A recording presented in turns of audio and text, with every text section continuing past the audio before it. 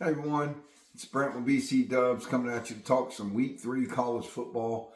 First and foremost, I'm going to say that it seems kind of weird talking about college football with all the angst that the country is going through right now with the unfortunate passing and assassination of Charlie Kirk. I follow Charlie Kirk on social media. I really enjoyed his content. I like to listen to his podcast driving at work, and now I won't have that anymore. Luckily, there's enough backlog, and he put out so much media content that I can listen to him for a couple of years to come. But my condolences to the family, the Kirk family, and just such a tragic and just such a senseless thing that happened yesterday. So I just wanted to get that out first and foremost. In this video, not to bring anybody down. I'm sure there's been a ton of content all over the internet about what happened yesterday. It's just a tragic event in this country that we live in. And thank God people like you and me, people that watch this kind of college football and sports content, have something that we can all,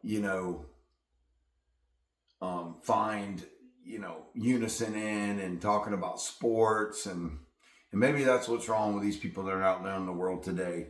Maybe these kids and these people that are going out and doing these senseless acts of violence didn't have anybody to play sports with them growing up as a kid, so they don't know what the meaning of being in a team and having to fight for your brother and leaning on one another. So sports are an important part of life. And I'm just glad that we have a community we can come together and we can talk about things like sports and not divisive things. Charlie was not a divisive person whatsoever. He invited dialogue, so it's just such a waste of a talent, and just I hope they catch that guy and just I hope we get I hope that he gets caught, and he gets caught soon, and I hope that it's a public trial, very public trial, and it's swift and fast, and and he just gets everything that he deserves for taking out someone that so many people love, whether you were on the left or you were on the right or in the middle. It really didn't matter. He was a good human being, and it's just such a shame. But that's enough of that. Let's talk about some college football. We got Alabama we're going to talk about Auburn versus South Alabama, what my thoughts are on that game. We're going to talk about some best bets, some interesting games that are coming up this week, week 3 of the college football season. Games I'm interested in. We're going to talk about my bets and what I think is just, in general going to happen. And I'm very excited about a weekend of college football. Maybe we can all sit back and watch some college football and get our mind off of everything that's going on in this so divided country that we live in today. Lots been said already about Auburn versus South Alabama.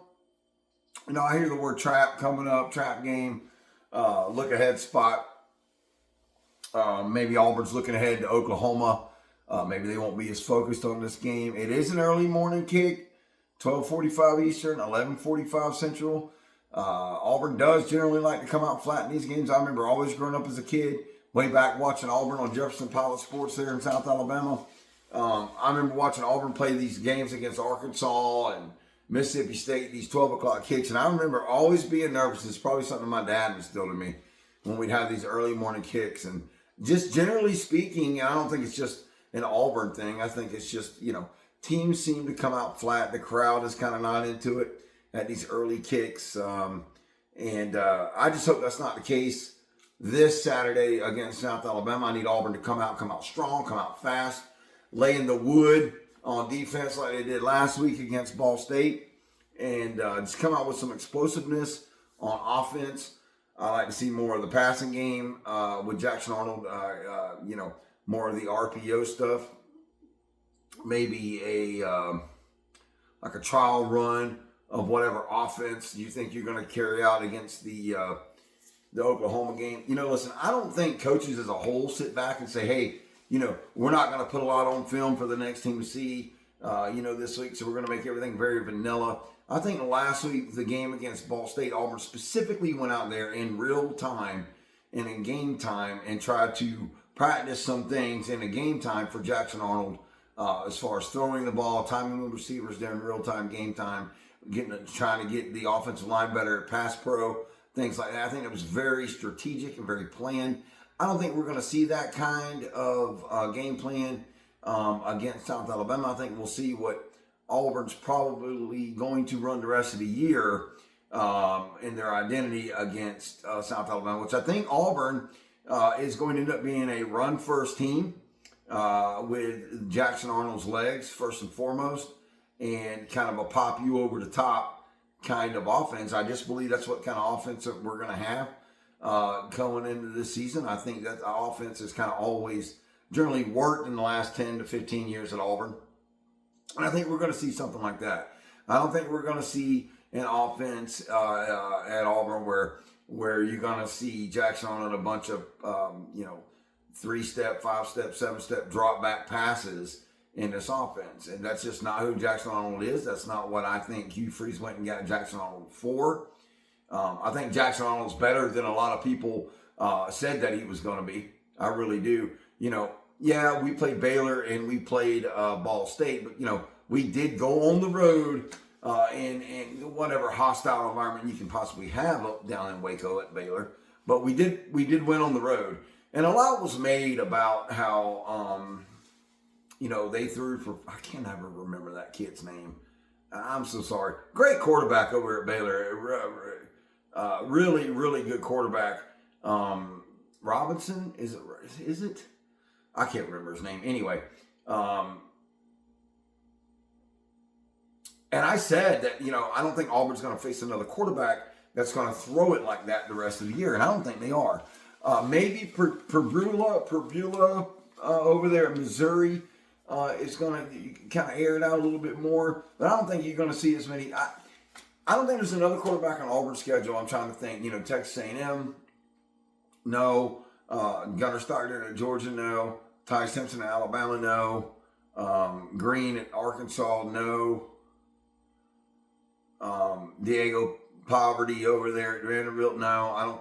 I think the quarterback we saw at Baylor is going to be the most prolific passing attack Auburn's going to see all year. Maybe the guy at Oklahoma, but I think they're just running a different style offense. The most prolific, and a lot was made that Auburn gave up 400 something yards, through the air and blah blah. Well, he turned around and did it against SMU, and that's just who they are. I told everybody not to be worried about that. Let's talk about the Auburn South Alabama game. Kind of break it down a little bit. I think Auburn comes out and runs the ball. I think Auburn's going to play to whatever strength and whatever the defense is giving them all year long. I think if a defense is stacking the box, they're going to give it to Jackson Arnold to run the RPOs. I think that they're going to give Jackson Arnold a one receiver route on all these until he gets more comfortable with offense, whether it's Cam Coleman or Eric Singleton. I'm really excited about the opportunity going forward and continue to build onto the offenses as the games go by with like the jet sweep and things, the stuff that you can do with a player that's as dynamic as Eric Singleton. So I'm super excited about seeing more wrinkles in the offense using him in particular.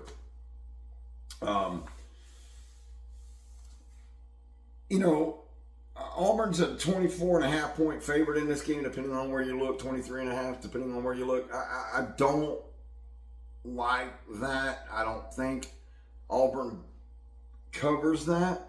I don't, but I think they win. I think this is a game that kind of looks a little sluggish in the first half. I think talent and just overall depth wins this game in the end. I don't think Auburn's going to overlook this opponent. Like a lot of people are saying, Hugh Freeze is a good coach. I don't think he's going to allow that to happen. Auburn gets a pretty easy victory. I think the biggest hope is we can come out of there unscathed and uninjured. Austin is a game time decision. Champ Anthony is it Champ Anthony? I think it is. It's a game time decision. Whatever. I think Auburn wins that game. I don't think they cover the 24.5 though. Maybe they win by 20, but I don't know. Auburn's not done very good at covering spreads. If anybody knows anything about Auburn, Auburn hasn't covered a lot of spreads of late. So anyway, moving on. I covered as Auburn a look ahead spot at the. I wanted to say one more thing. I try to go to Auburn, Alabama once a year to go to a football game. I didn't go to any games there in the Brian Harsin years. I just figured that would be a waste of money. But I try to go every year. Last year it was Texas A&M game that I went to, which turned out to be a fantastic game. Russian roulette there to go up there and go to pick that particular game to go to, because it ended up being a great game to see live. Everybody knows what happened there with storming the field and everything else. And I was about 15 rows on our sideline on the 30. So you can just imagine what that was like, 15 rows up in the field. But I was looking up tickets. I think the game I want to go to is the Georgia game this year. And just throwing this out there, I was looking up tickets, and the cheapest daggum ticket I could find to the Georgia game right now, which is the upper west section of the stadium, was $254, depending on where you look, plus fees. Listen, I want to go to the Georgia Auburn game. I live down here in Central Florida, so it's not like I live in Alabama. I can't just drive up there to the game and drive back. You know, for me, it's rent a car, drive up there, because I don't want to drive my personal vehicle because I don't want to put the miles on it. So I always like to rent a car. So rent a car, drive up there, stay in a hotel. That costs money. Who can imagine what the hotel rates are going to be that weekend for the Georgia game?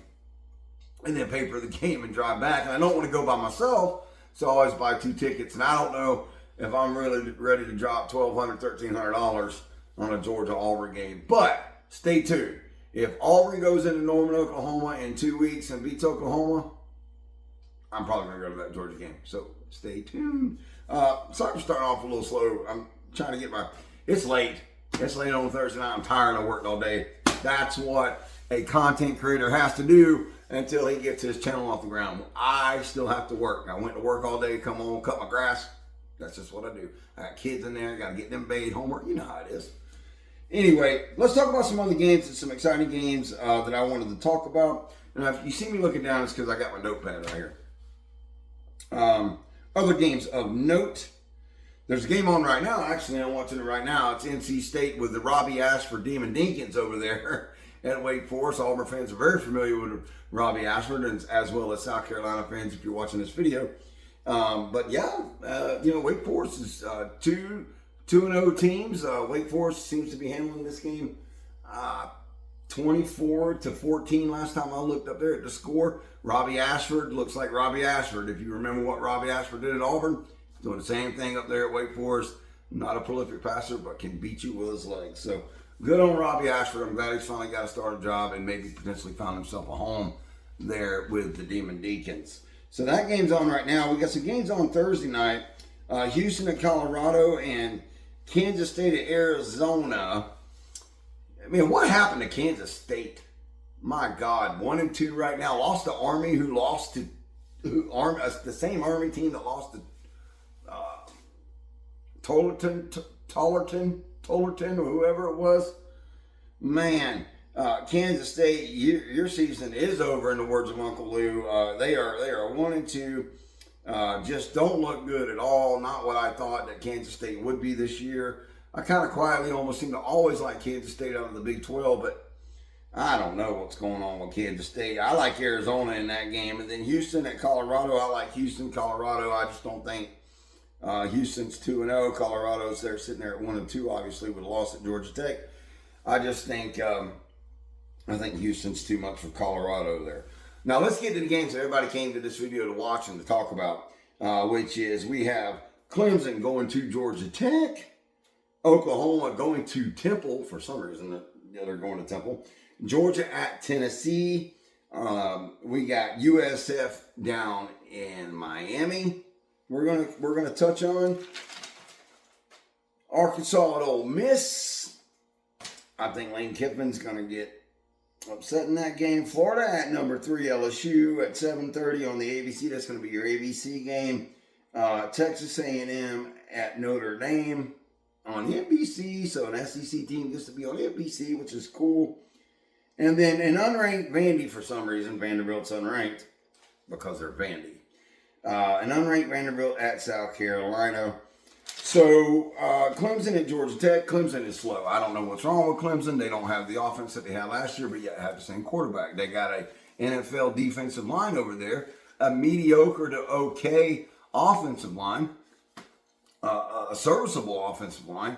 But they just can't really seem to run the ball much or get the passing game going. I don't know what's going on there with Clemson. I think Clemson's going to be a little nervous going into this game, and I think Georgia Tech is licking their chops at this game. I think Georgia Tech's going to throw everything they can, everything in the kitchen sink at Clemson, and I don't think Clemson's going to be ready for it. And I like the spread on this game is Clemson minus 3.5. I like Georgia Tech to win this game outright. I do.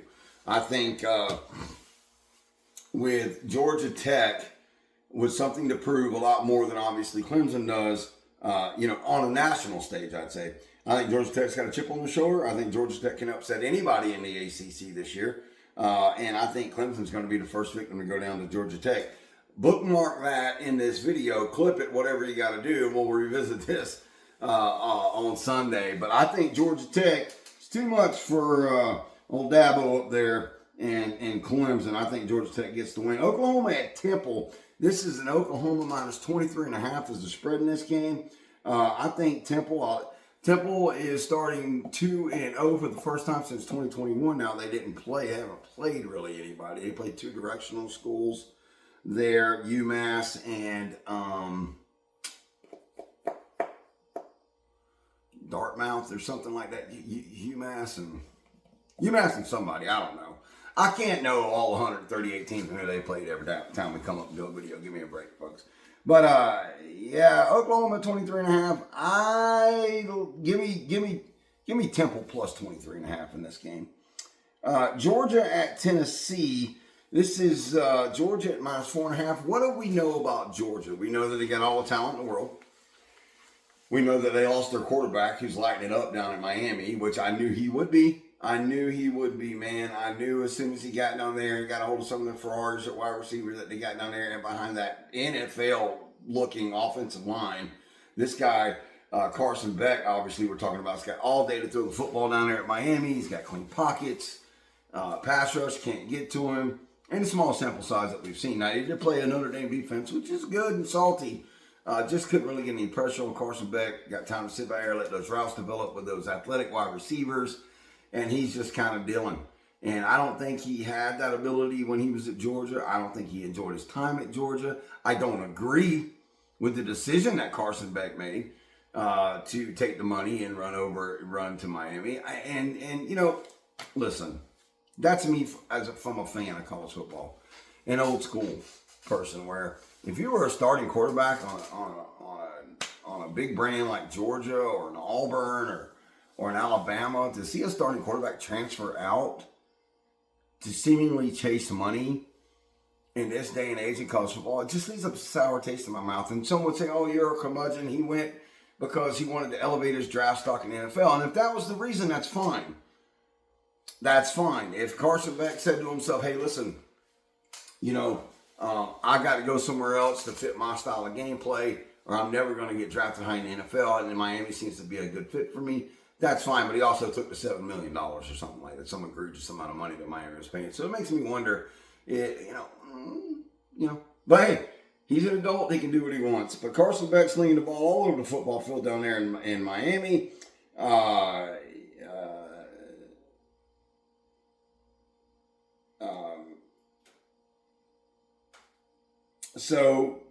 They got Stockton. Gunnar Stockton over at Georgia now. Kind of looks a little sluggish. That offense of Georgia right now looking a little sluggish. Tennessee, now Georgia's going to put up a defense. They're going to put out Georgia's going to have a good offensive line. I think this game is a low-scoring game. They got Georgia at minus 4.5. I think Georgia beats Tennessee. I think Georgia's got too much depth. And I think they just overall, through the course of 4 quarters, find a way just to get it done. In a muddy, uglier game than people think that game's going to be. I think it's going to be a hard-hitting football game. I think it's going to be a low-scoring football game. But give me Georgia at minus 4.5. Next up, we got USF. The Legend Killers, USF Bulls at number 5. Miami, we just talked about Carson Beck, what he's doing down there in Miami. USF ain't doing nothing but beating, power 4 teams. And, oh, man, going to Gainesville and beating the Gators. Boy, Billy Napier. Woo, Sunbelt Billy. Sunbelt Billy. What a coaching debacle in the final 2 or 3 minutes of that game. And see, that's what we're saying about Billy Napier. I don't have anything against Billy Napier. I think Billy Napier as a human is a great human being. I think he's got a great demeanor. I think he believes in what he coaches. I think he believes in his players. I think his players love him. And I think he's good in that regard. But at the end of the day, I think the big boy football is just too much for Billy Napier. I don't think he knows how to handle it when times get tough. You know, we've seen it over and over again with Billy Napier. Billy Napier, I do believe when you start 1-2, I think that you're signed, sealed, and delivered. You are out of there, Florida. But anyway, we're talking about USF and Miami. Everyone's like, oh, Miami better watch out. USF is tough. And they're a good football team. That coach down there's got them going in the right direction, but then this is a Miami game where it's Miami 17.5, and I don't think USF's got nothing for Carson Beck and those receivers. They're not going to be able to get pressure on Carson Beck in that football game. I think Miami does what they want to with them, and I think Miami covers and wins this game. Miami's at 17.5. Give me Miami at 17.5. I think the Cinderella story for USF is over. I think it ends this Saturday down in Miami. Now, props to pass on back to USF for scheduling all these non-con. I mean, did anybody? They're crazy scheduling all those teams in the first 3 games. Boise State, Florida, Miami. Come on, USF. What are you, drunk? But good on you for doing it. Shows grit. And you're going to be a better team when you get into conference play for it. Trust me. No, ain't nobody going to see USF in conference play there. Then we got Arkansas at Ole Miss at 7 o'clock. We got Ole Miss there at -6.5. I like Arkansas to win this game straight up outright. I know it's a road game for Arkansas. I just think that this is one that Lane Kiffin's going to drop. I don't think Ole Miss is going to be ready for the physicality. I know that they play Kentucky, but I think this Arkansas team's a lot more dynamic than that. And I like the upset here, even though Mississippi State is at -6.5. There at home. I like Arkansas with the upset there. I think the quarterbacks are evenly matched. I think that the teams are evenly matched, but I think Arkansas in a prove it spot finds a way to get the job done there by a touchdown over Ole Miss. Then we got Florida at LSU. This is crazy. So you got the Florida to LSU game at night there in Baton Rouge, and I guess they're baking into this number. You got LSU at -7.5, and I guess they're baking in that Florida always plays LSU tough, blah blah. Well, not this year. Not this year. We're gonna find out. We're gonna find out if Billy Napier lost that team or not. We're gonna find out quick, fast, and in a hurry. Come 7:30 on ABC there when Florida and LSU meet. Nussmeier didn't look that great. In the first couple of games there of the season, they beat Clemson, but how good is Clemson? What do we really know? And that's the thing. We don't know a lot about these teams just yet in college football. We're going to find out a lot and this coming, with this weekend and next weekend especially, what these teams and who the separators are, for these teams in college football. But they got LSU at -7.5. So Vegas doesn't think that LSU is better than a touchdown and a half a point at home in Baton Rouge. And I'm sorry. If they're baking in Florida's in a bounce back spot here, backs against the wall, wounded animal mode, whatever you want to call it, I don't think so. I think LSU beats Florida by 14 points here in this game. I really do. So give me LSU -7.5. Then we got Texas A&M at Notre Dame. At 7:30, weird thing with Notre Dame, they only played 1 game so far. It seems like, when you add in week 0, that we're almost basically in the 4th week of the college football season already this Saturday, and Notre Dame's got 1 game. Kind of weird. But they've had 2 weeks to prepare for this Texas A&M team. I like Texas. They got Notre Dame at -6.5. I like with the Texas A&M to win this game. Notre Dame's going to bring out a solid defense. I know they're playing there in Indiana, but I don't know. My heart's telling me Texas A&M in this game. Maybe that's my SEC homerism. Just so that Notre Dame trying out that young quarterback who played good against Miami, looked good. I just don't think that. I think Texas A&M defense is better than Miami's defense, and I think he's going to be even that much more rattled than he was in the Miami game. And I like Texas A&M in this game. I'm not going to take the points. Matter of fact, I'm not going to take any points in this game. I think I'm just going to bet this game heads up. Texas A&M to win for the upset. And then finally, we got the unranked Vanderbilt Commodores, for whatever reason, because they're Vandy, I guess, at South Carolina. That's they got South Carolina at -3.5 at home, which tells you basically this game's a pick 'em. The home team's getting a field goal plus a half a point. I like Vandy in this game straight up. South Carolina has not looked good. Yes, the denominator here is Sellers. You never know. He's a game changer. He can single-handedly win a game for you. Vandy looks good to me. Good for Vandy. And South Carolina hasn't looked that good to me this year so far. They won the games they're supposed to win, but so far they just haven't looked great. They don't look like last year's South Carolina team. I can give you that. So I like Vandy to upset the Gamecocks there in Williams-Brice Stadium there in South Carolina. Okay, this video is getting long enough already. Let's get into my best bets. I like in the Colorado-Houston game, I like the over at 44.5. Give me the over in that game. These are my best bets. We're going to do my best bets right now, and then we're going to do my bets, what I bet on. The home run hitters in a parlay, so to speak. So my best bets are Colorado versus Houston, the over at 44.5. Give me the over. Troy plus 3.5 over Memphis. I like that. Memphis going into Troy. Troy played great against Clemson. I don't think that's a look. I don't think we were way up here to beat Clemson. We lost, and now we're going to be down and out. Excuse me. I don't think this is one of those situations where one loss becomes two here. I think a lot of motivation from that Troy squad for playing Clemson as good as they did.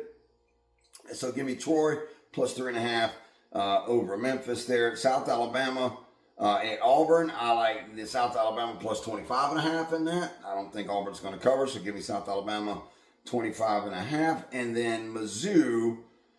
Give me Mizzou minus 27.5 over UL Lafayette. I like that. So my best bets, the over at Colorado at 44.5. I like Troy plus 3.5 over Memphis. South Alabama plus 25.5 at Auburn. And Mizzou minus 27.5 at UF Lafayette. Mark them down, bet them if you want to. But if you lose, don't blame me. My bets, this is the parlay that I put in. I like Miami at minus 17.5 over USF. I like Arkansas to beat Ole Miss straight up. Texas A&M to beat Notre Dame straight up. And Vanderbilt to beat South Carolina straight up. So I took all those games straight up with the exception of the Miami game. So that's it. That's my kind of quick run-through synopsis. I know it's not very in-depth, but it's as in-depth as I can get tonight. But that's my synopsis of the Week 3 coming up college football season. And I hope everybody enjoys the games on Saturday. I know I will. And, I'll be here on my shorts, periodically throughout the day. Getting on here at halftime of games and just cutting in with these little 15-second, 60-second shorts about what I'm seeing and what I'm watching in college football. It gets lonely out here in the man cave watching college football by myself, but I got you guys in the community that we can talk to and comment with as the games are going on, and I really enjoy that. Well, until next time, we'll see you on the next one.